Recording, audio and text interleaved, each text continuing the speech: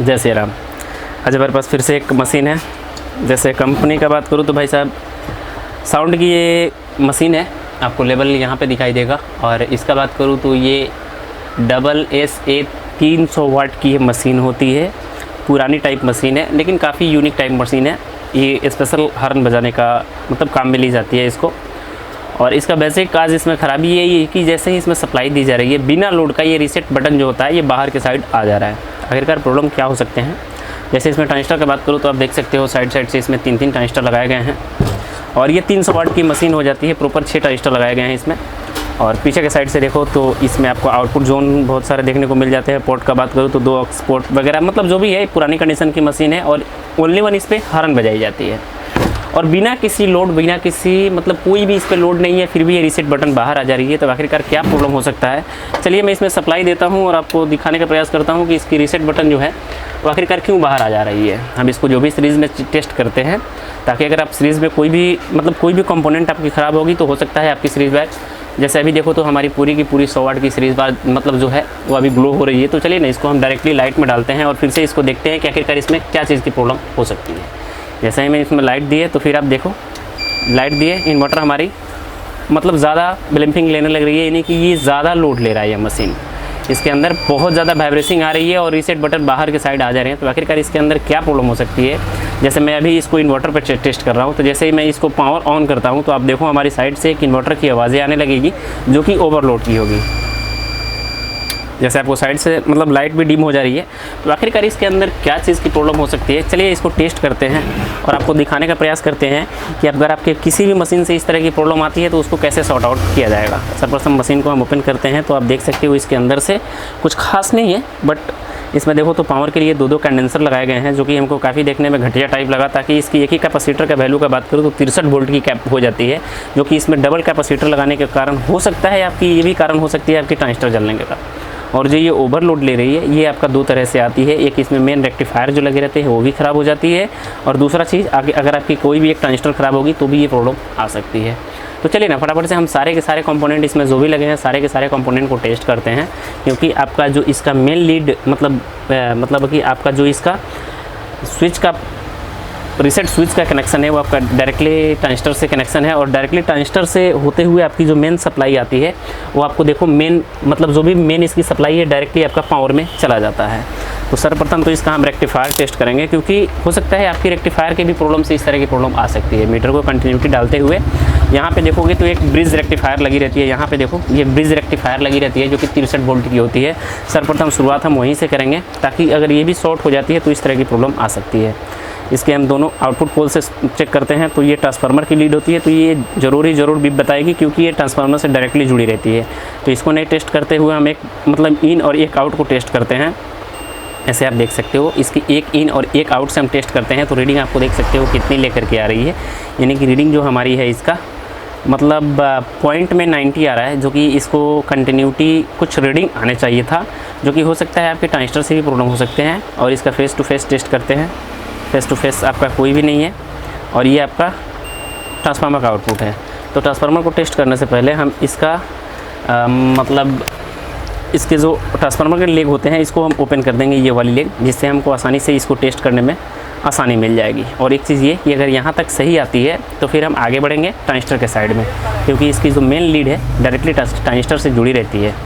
तो जैसे कि आप देख सकते हो मैंने एक वायर हटा लिए हैं और फिर से हम इसके टेस्ट कर लेते हैं। जैसे देखो रीडिंग हमारी आ गई। ये ट्रांसफार्मर का बर्जर था जो कि ज़्यादातर हमारी जो इसका रेक्टिफायर है वो हमारी पास मिली, क्योंकि हम फिर से फेस टू फेस टेस्ट कर रहे हैं। तो ऐसे देखो हमारी रीडिंग आ रही है और ये जो सप्लाई होती है आपकी डायरेक्टली आपका ट्रांजिस्टर के पास गया रहता है। ये जो मतलब यहाँ से होते हुए आता है और डायरेक्टली ऐसे देखो तो ये डायरेक्टली यहाँ से आती है और फिर ये ट्रांजिस्टर के पास चली जाती है, क्योंकि ये मेन कैपेसिटर पे आती है यहाँ पे।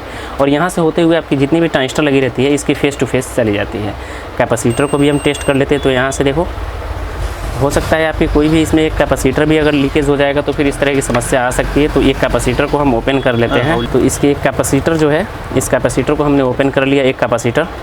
और कैपेसिटर के भी पॉइंट को हम रीड कर लेते हैं। हो सकता है इसमें भी प्रॉब्लम हो सकता है आपका, बट इसमें कोई भी प्रॉब्लम नहीं है, ये पास है हमारा। और जैसे मैं आपको दिखाऊं कि हमारी कैपेसिटर ऐसे देखो ये हमारी कैपेसिटर पास है, इसमें कोई भी प्रॉब्लम नहीं है। साथ साथ छोटे कैपेसिटर को भी टेस्ट कर लेते हैं। तो देखिए इसमें आपकी रीडिंग धीरे धीरे इंक्रीज़ हो रही है, जो कि इसको सॉर्ट आउट, फिर से हम इसको सॉर्ट कर लेंगे क्योंकि कैपेसिटर में पावर देने के कारण से इसके अंदर कुछ करंट एब्जॉर्ब हो जाती है, स्टॉक हो जाती है। जैसे देखो ये धीरे धीरे रीडिंग को लेकर के ऊपर के साइड जा रही है। फिर से हम इसको टेस्ट करते हैं। तो ऐसे देखो हमारी रीडिंग यहाँ भी अभी भी वही शो कर रही है जो कि अभी पुराने वाली थी, यानी कि हमारी रीडिंग कोई भी चेंजेस नहीं है क्योंकि हमने कैपेसिटर के वायर को हमने हटा रखे हैं, लेग वायर को। और अब चलते हैं, हम बढ़ते हैं ट्रांजिस्टर की तरफ, क्योंकि जो इसके ट्रांजिस्टर का हमको जहाँ तक शक लग रहा है, जो कि ये ट्रांजिस्टर का ही प्रॉब्लम हो सकता है। तो हमने जो वायर को हटाए हैं, सारे के सारे वायर को हम फिर से रिसोल्व कर लेंगे अब उसी जगह पे, क्योंकि हमको पावर भी दे करके इसको टेस्ट करनी है। यहाँ से सही होने के बाद अब जितने भी ट्रांजिस्टर के जो इसमें जो मेन सप्लाई के वायर होते हैं, ये वाली रेड वाली इसके टोटल सप्लाई के वायर होते हैं, तो हम तीनों के तीनों ट्रांजिस्टर इधर से और फिर से तीनों ट्रांजिस्टर इधर से हम सप्लाई को ओपन कर देंगे। ओपन करने के बाद हम आसानी से चेक कर पाएंगे कि हमारी किस ट्रांजिस्टर का प्रॉब्लम है। सो हमने देखो एक जोन का हमने ओपन किया है, क्योंकि अभी दूसरी जोन बाकी है। तो एक जोन का हम क्लियर करेंगे, फिर दूसरे के जोन पर दूसरे साइड बढ़ेंगे, फिर से हम इसको पावर देंगे और फिर से हम इसको प्रॉब्लम को देखने का प्रयास करेंगे कि आखिरकार हमारी प्रॉब्लम है कि दूर हो गई है। तो जैसे ही हम मतलब इसको ऑन करते हैं तो हमारी मशीन में 100 वाट का जितना लोड होता है उतना तक आ गया है। अभी भी हमारी मशीन में मतलब लोड है, तो हम दूसरे जोन को भी ओपन करेंगे इस साइड का। सो मेरे भाई मैंने दोनों साइड देखो ट्रांजिस्टर को हमने ओपन कर लिया, इस साइड से भी ओपन कर लिया हुआ है और सेम टू यू इस साइड से भी ओपन कर लिया हुआ है। अब देखो फिर से हम पावर देंगे और फिर से हम टेस्ट करेंगे कि क्या हमारी प्रॉब्लम सॉर्ट आउट हो गई है कि अभी भी फंसी हुई है।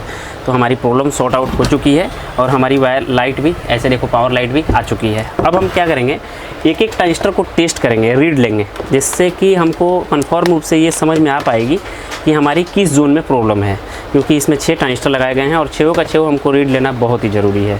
तो चलिए ना अब इसको टेस्ट करते हैं हम। जैसे इस ट्रांजिस्टर से हम टेस्ट कर पा रहे हैं, कोई भी प्रॉब्लम हमको नहीं दिखाई दे रही है। इस तरह से हम टेस्ट करेंगे सारे के सारे ट्रांजिस्टर को, जिसमें भी कंटिन्यूटी आएगी फिर से हम उसको रिप्लेस कर देंगे। तो चलिए ना फटाफट से आगे बढ़ते हैं और टेस्ट करते हैं। तो जहाँ तक हम देख पा रहे हैं कि आप इस ट्रांजिस्टर में देखो इसकी रीडिंग कितनी आ रही है। जैसे इसकी रीडिंग कभी भी मतलब कभी लो हो जा रही है, कभी सही हो जा रही है। देखो इसकी रीडिंग कितनी हाई जा रही है, कभी कम हो जा रही है, कभी हाई जा रही है। तो हमको इसी ट्रांजिस्टर पे शक है, क्योंकि इस ट्रांजिस्टर से आप देखो तो कोई भी नहीं है, कोई भी प्रॉब्लम नहीं है ऊपर वाले ट्रांजिस्टर से। और नीचे वाले ट्रांजिस्टर से हम जैसे ही टेस्ट कर पा रहे हैं तो ऐसे देखो इसकी रीडिंग 150 आ रही है, यानी कि हमारी ये ट्रांजिस्टर शॉर्ट है। फिर से हम इस साइड भी टेस्ट करते हैं तो हमारी रीडिंग उतना नहीं आना चाहिए था, मतलब अधिक आनी चाहिए, जितना बन रहा है 500 से ऊपर की रीडिंग आनी चाहिए। अगर कम आ रही है तो फिर आपकी ट्रांजिस्टर ख़राब है। तो ये हमारी इस साइड की ट्रांजिस्टर हमारी पूरी की पूरी ट्रांजिस्टर पास है। एक हमारा ट्रांजिस्टर जो है नीचे वाला, सारे ट्रांजिस्टर को हम टेस्ट करने के बाद एक हमारी ये वाली ट्रांजिस्टर ख़राब निकली। अब हम क्या करेंगे, इस सारे के सारे ट्रांजिस्टर का कनेक्शन कर लेंगे, जितना भी हमने ट्रांजिस्टर को ओपन किया है कनेक्शन कर लेंगे, क्योंकि एक ट्रांजिस्टर अगर आप नहीं भी लगाते हो तो भी चलेगा, फिर भी हम इसको पहले टेस्ट कर लेंगे, उसके बाद हम एक ट्रांजिस्टर को चेंज करेंगे। सो मेरे भाई मैंने मशीन सारा ट्रांजिस्टर वगैरह चेंज वगैरह कर लिए हुए। अब इसमें सप्लाई देते हैं और देखते हैं कि क्या हमारी मशीन की प्रॉब्लम जो पहले था, यानी कि जैसे ही सप्लाई दी जा रही थी तो ये रीसेट बटन बाहर आ जा रहा था, क्या वो प्रॉब्लम है कि नहीं है। तो अभी देखो हमारी कोई भी प्रॉब्लम नहीं है, रीसेट बटन कहीं से भी कोई भी बाहर नहीं आई है। ऑडियो भी देखो हमारी ऑडियो आ रही है। तो इस तरह से अगर आपकी भी मशीन से कोई भी प्रॉब्लम होती है, जैसे ही सप्लाई देते हो रीसेट बटन बाहर निकल जाती है, तो उस सिचुएशन में अपना ट्रांजिस्टर को टेस्ट करो। ट्रांजिस्टर भी आपकी ख़राब हो सकती है। जैसे मैंने एक ट्रांजिस्टर को इसमें चेंज किया, हमारी प्रॉब्लम सॉल्व हो चुकी है। सो फाइनली ये छोटी सी नॉलेज आपको कैसी लगी ज़रूर बताना। मिलते हैं ना जानकारी के साथ, आपका भाई प्रिंस। जय श्री राम।